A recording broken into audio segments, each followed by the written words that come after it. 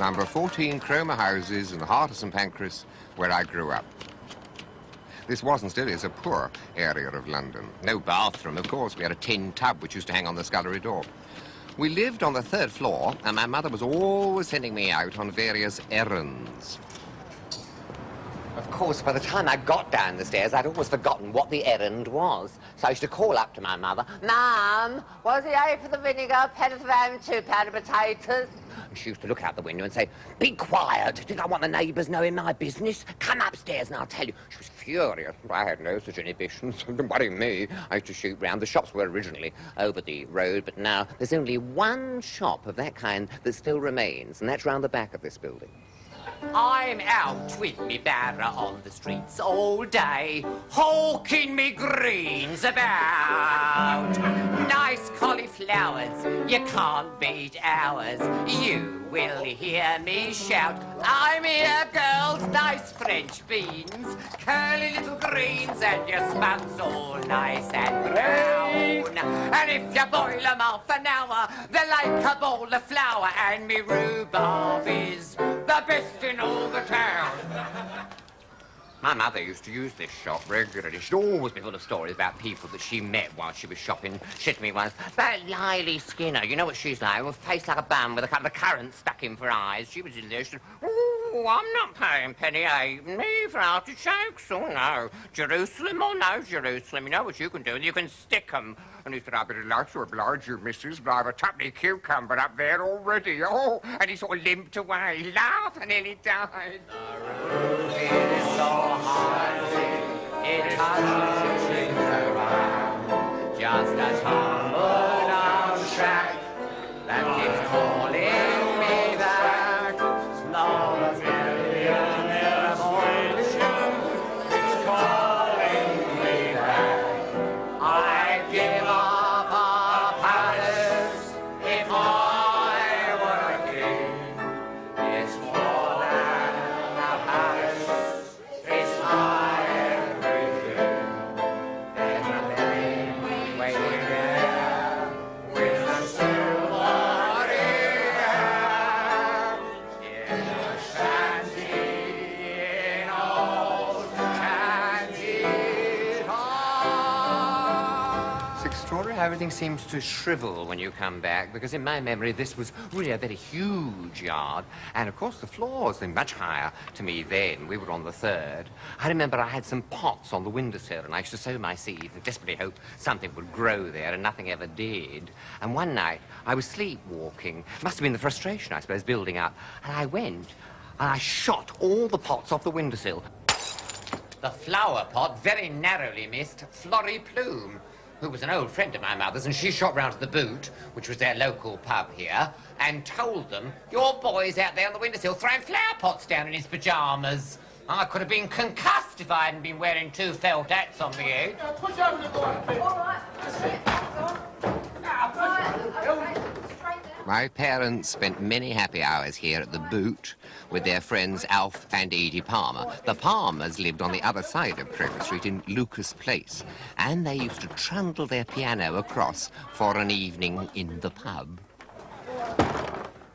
A song that was a great favourite of my father's was always sung by Gus Elan, who was one of the great Edwardian comics. And it was a song which was absolutely chauvinistic, thoroughly masculine, I mean, totally on the side of the bloke and anti-feminine. And the verse ran like this.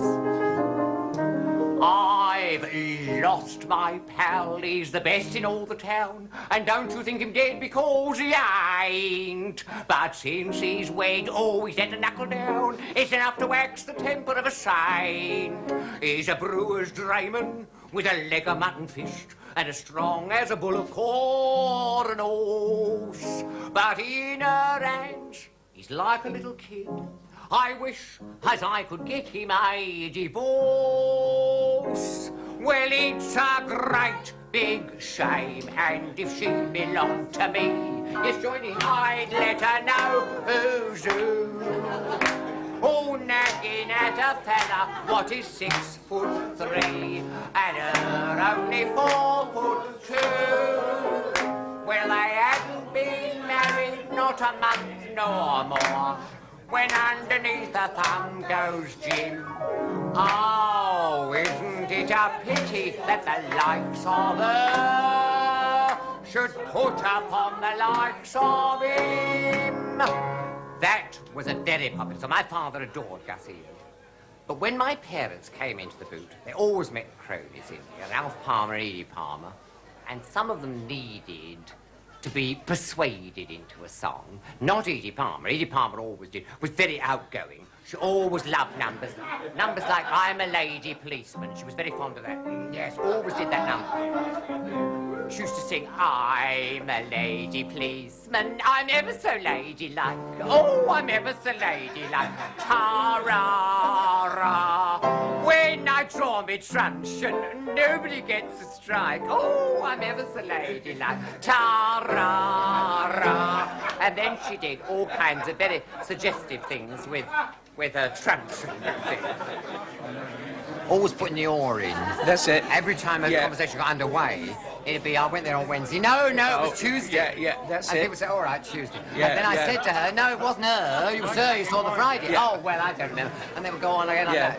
Mind you, the way pubs have changed is quite fantastic because in the old days, I mean, pubs had masses of that kind of thing. I remember people coming to pubs. I remember Ted Smith, and he used to stand at bars saying, and I told him, I said, you're not getting nothing out of me, mate. You're getting nothing. And the friends were all saying, nothing, got nothing out of you. And I'll tell you something. You tell them. I'll tell them. You tell them. And they echoed everything.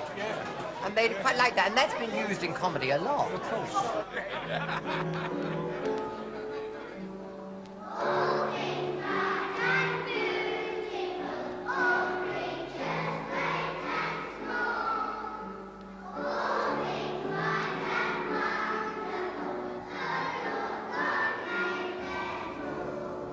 This is my introduction to education, the entrance to Manchester Street School.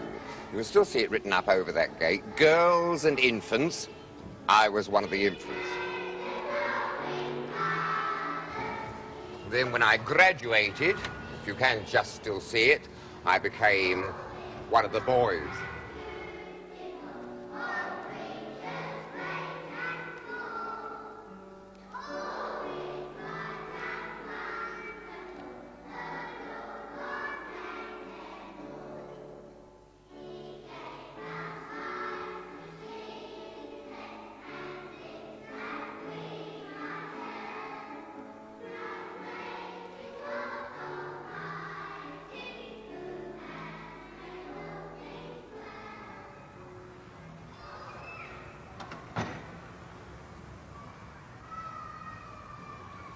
As a scholar, my results were lamentable. I got appalling marks in practically every subject except English, and that was because I liked the English master.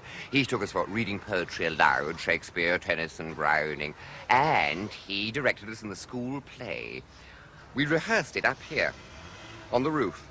It was called The Rose and the Ring, and he gave me a very good part, Princess Angelica, and I stomped around the stage with my feather duster saying, out of my way to everybody, very aristocratically, I thought. Mind you, I had no real idea how aristocrats did behave. It was entirely instinctive. But I did rather well, and I got very good notice in the local paper, which pleased me. In fact, it was my first taste of performing. I really enjoyed it. Kenneth Williams, with his mincing step and comical demeanour as Princess Angelica, was a firm favourite with the audience, to whom his snobbishness and pert vivacity made great appeal. First time a critic's got it right.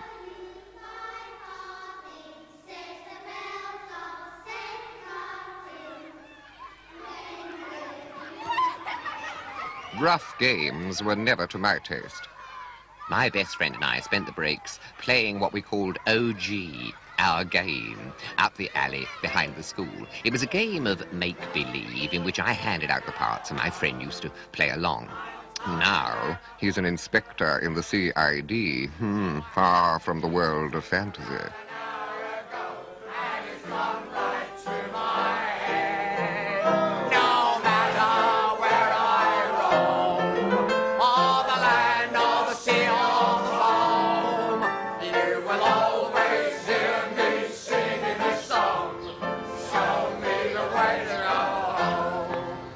It's strange how these houses have changed. They were originally built for family occupation, and then they were let out in the 30s as rooms, and then they reverted to owner occupation.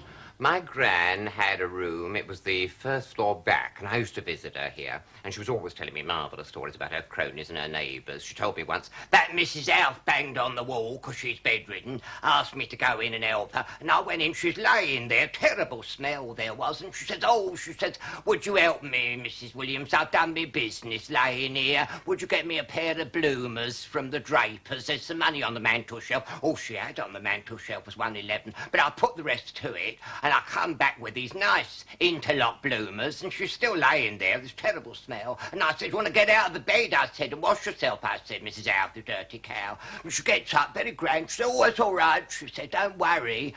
Sit down, and I'll play the piano to you. And she played Moonlight and Roses. There's no moonlight, of course, and smell. Well, nothing like roses, I can tell you. My gran only knew one song. My gran used to sing, she pulled away all the dashing spray over the waters blue. Help, help, she could hear the cry of the shipwrecked crew. But Grace had an English heart, and the raging storm she braved. She pulled away all the dashing spray, and the crew she saved. We saw that Grace Darling, you see. Miss Grace Darling, lovely song, Silioka. Go on, lovely. I had another gin and port. Gin and port, she said. Not port and lemon, she'd have gin in the port. And whatever was left, she'd take it, you know. Good. Cheers! She'd take everyone else's drink.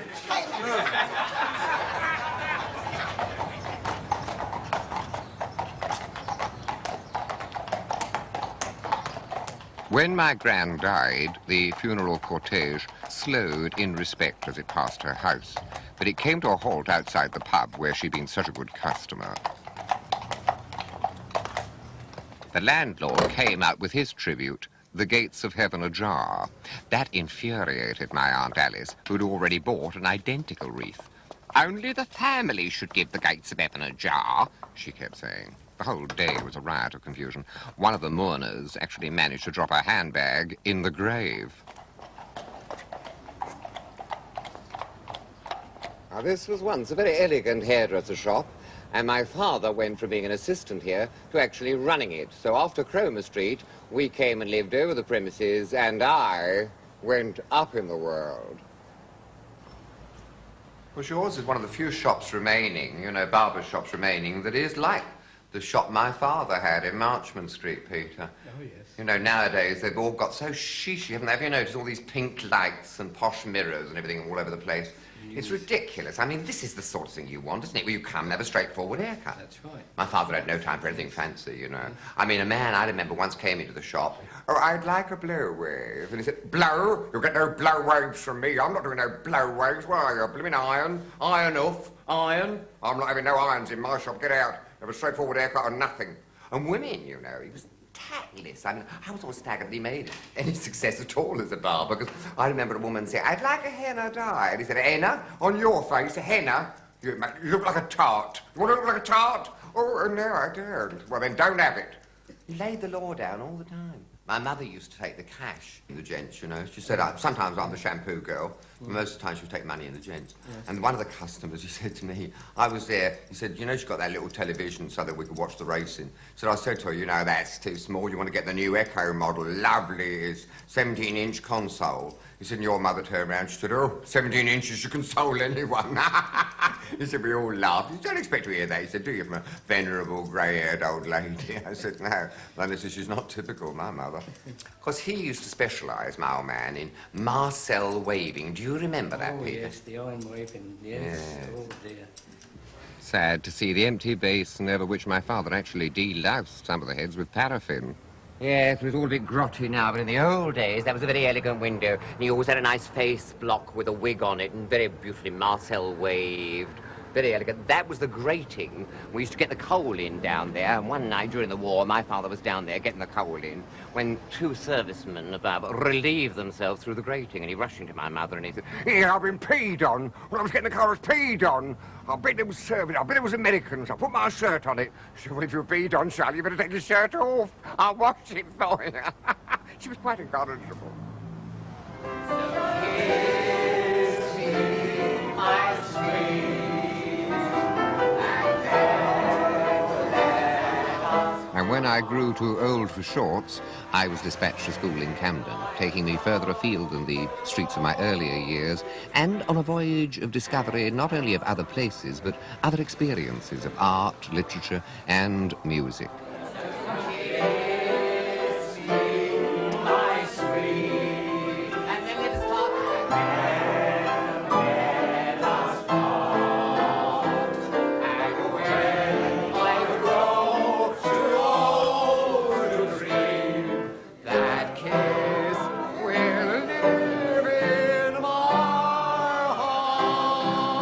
About the age of 11, I suppose it must have been, I came to this school, the Lyle Stanley Central School.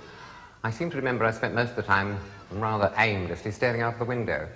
But the one thing I did enjoy were the German lessons. I was odd that we were given German as a second language, but that was one we were taught. And I remember also we were made to sing German songs. And a whole group of us were sent as part of a great London choir to County Hall, where we sang the Beethoven, Die Himmel rühmen, die ewige Ehre, and another song called the Lorelei.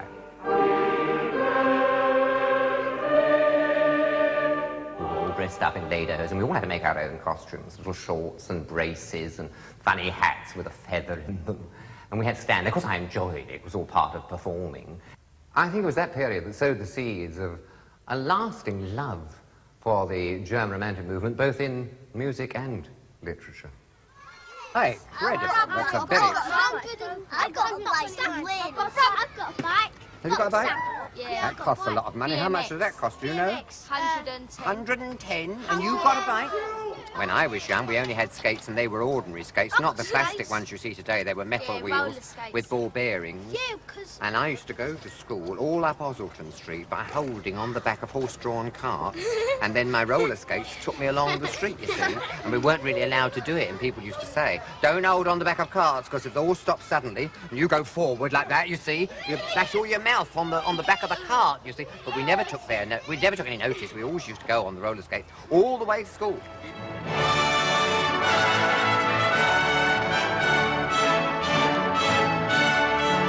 When I left school, my father said, "You've got to have a trade, boy. The one thing they'll always want is maps. I mean, people have got to find their way round, haven't they?" So I became an apprentice litho draftsman at Edward Stanford Limited, map makers in Longacre.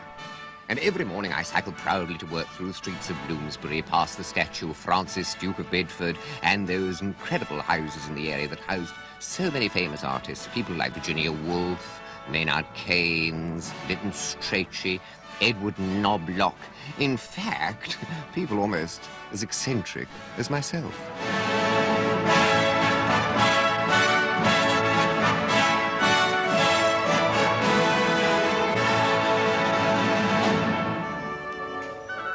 It was in this street, Montague Street, that my old chum, Johnny Vere, lived. And it was him, Johnny, to whom I owe the concept of indignance in comedy. He always played it with tremendous hauteur. He was the bishop in Hancock's Half Hour, and when he married Tony to Hattie Jakes, he stood at the altar, and he always closed his eyes in the middle of his speech and said, "Those whom God hath joined together, let no man put asunder."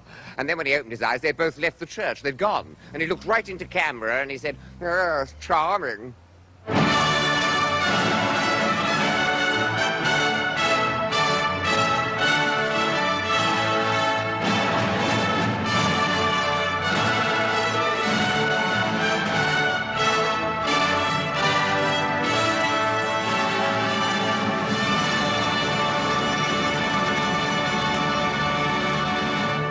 Believe it or not, this used to be Collins Music Hall on Islington Green. I used to come up here first house Saturday night with my chums, see some marvellous acts. I always remember Hal Blue used to come on. Oh, I used the cafe next door, right next door to the theatre, you know. The electric cafe. Oh, man, they call it the electric cafe. The food's just shocking, you know. And then a lady would come on, who affected deafness, with a mouth organ, and he'd say, oh, we've got a musical interlude, have we? And she'd say, yes, in the mood. I'll play for you, in the mood, and did it very badly. And he said, there, Scandal. She said, yes, Handel. Oh, I love Handel. Oh, Handel. You like him? Oh, yes, he's right up my alley. And he said, yes, it's where your mouth organ should be. And there was this sort of outrageously rude comedy. And then the climax was a man saying, and now, the lady who will defy the Lord Chamberlain's ruling that a naked woman shall not move. She will be naked, but moving at the same time. Ladies and gentlemen, Peach's Pay. And then this woman, who was called Peach's Pay, was pushed on, quite naked, sitting on a bicycle. And they shoved her, and she wobbled across, you see, and somebody holding their arms out to grab the bicycle and pull it in. And of course she did defy the Lord Chamberlain's ban, because though naked, she did in fact move. Up there you can see the remnants of what was the dress circle, and over there was the stage. I'm in love with the fairest Ignora, and she's such a dear little soul. She thinks that I'm an Italian too, and that's why she loves me top hole. Her father, he liketh me not, of him I am daily in fear. So I wait until midnight when he is in bed, then I warble this song to my dear. Oh, Signora, are you coming out tonight? Signora, I'm here in the pale moonlight. If your father Spaghetti won't give his consent, and he says that you can't marry me, I'll start a vendetta and stick my stiletto right in the place where he'll never forget her. Signora, my love, oh, I'm waiting patiently. Slip on your camisola, jump in my gondola, and bunky-do-lido with me.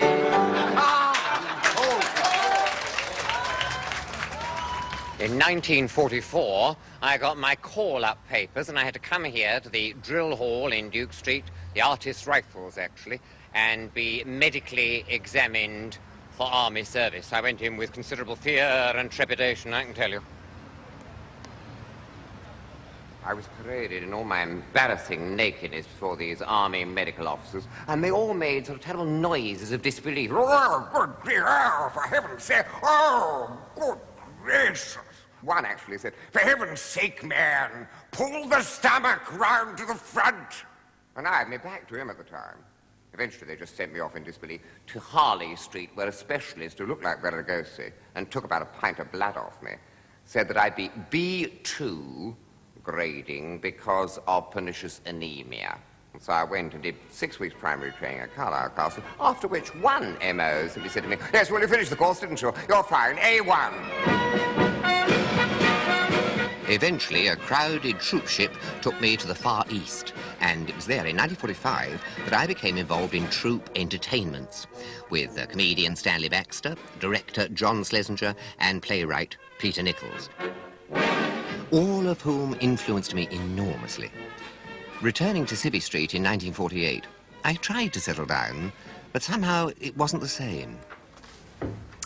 Still find it fascinating just looking at maps. I came back here to the drawing office after I was demobbed, and I think I genuinely tried to have a go at being a draftsman all over again.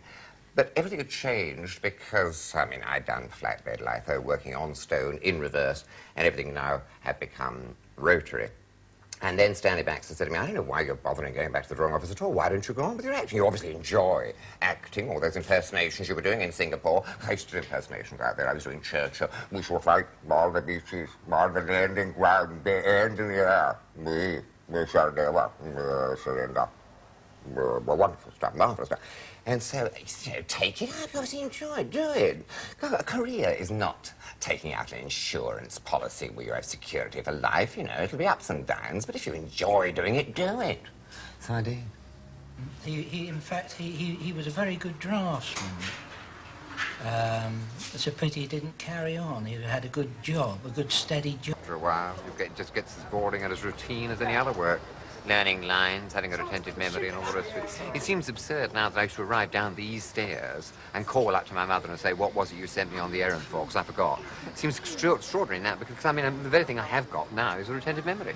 That's the very thing I've got. It's funny to imagine that someone as fluent, articulate, elegant as myself was once such an idiot child. It's very weird. You can't imagine it, can you? If you're not so much rich, you're famous, well known by a lot of people. That's right. No, but all the money values are distorted, because if you do a film, and it takes, what, approximately 6 months to do, and your fee for that film, let's say, is £3,000, to say to the ordinary man in the street, I'm getting £3,000 for that film, sounds really rather marvellous. But when you spread that money out over the time you are wanted, which might be 3 days over 3 months, you realise that that payment, coming at the end of 6 months as a total of £3,000, is not great money at all. I'm the mechanic. I was still working on the town when you took over. I wasn't expecting it. I was just sitting there singing happily to myself, and then next minute, whoosh.